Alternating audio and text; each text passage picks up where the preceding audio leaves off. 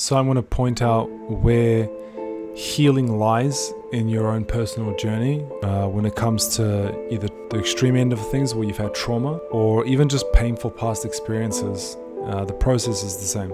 With any past painful experience, one, there is the painful experience when it occurred in the past. So part number one is the reaction, the behavioral reaction we had because of that event. Two is the relationship to ourselves and to the rest of the world that we have because of the event that's occurred and the way we've reacted. These two things will create our entire narrative from that past experience. So let's talk about these things. The reaction you had to the event, that's done. That's over. Yes, you may be still reacting today because of that event, but the healing doesn't lie there. Trying to control the outer world is an attempt to change how you feel, but that's not healing, that's coping. Trying to control how you're reacting, that is an attempt to not feel this discomfort right now, that's again coping, that's not healing. Fighting the past experience, fighting reality, and saying that it shouldn't have happened the way it happened is coping. It is not healing from the experience. Healing, the third part, lies in one thing and one thing alone: to develop the capacity to hold space for the part of yourself that was hurt as a result of what happened. It's really hard to develop the capacity for space, to develop the capacity to be free from something when you're filling all of that space up with your judgments of what is happening in the present moment. And if you can hold space for that part of yourself, immediately you hold space for the reaction you're having, because emotionally you are 3 years old, 5 years old, 7 years old right now.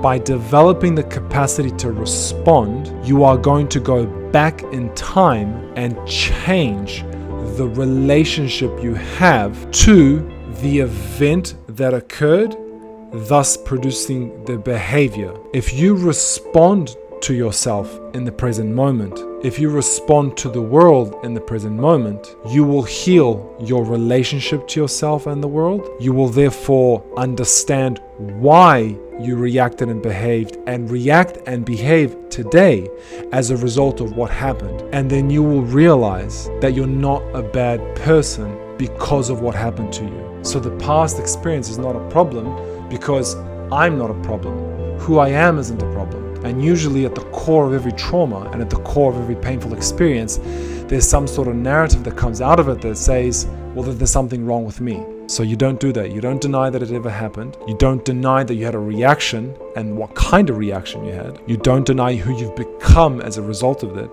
These are all the things that are the way they are. The only thing you do now is you step into those places, into how something happened, into how you reacted. You step into who you've become and you ask yourself, do I still want to do this? Is this still serving me? Is what I value in life and where I'm going to benefit from me being this way? And if the answer is no, you let it go. And if the answer is yes, for whatever reason in that moment, it will still serve you and it'll be the right thing to do, as long as that's the way it is for you. But you don't reject that it is happening. When you have a car crash, you don't hit another car and then say, I refuse to believe that I'm dented. No, you're dented. Yep, it's happened. And only when you acknowledge that, can you then take the car to the mechanic and get it fixed. If you don't acknowledge an indent on the front of the car, then what's the point of the mechanic? You're never going to sit there and do anything about it because you're denying that it ever happened.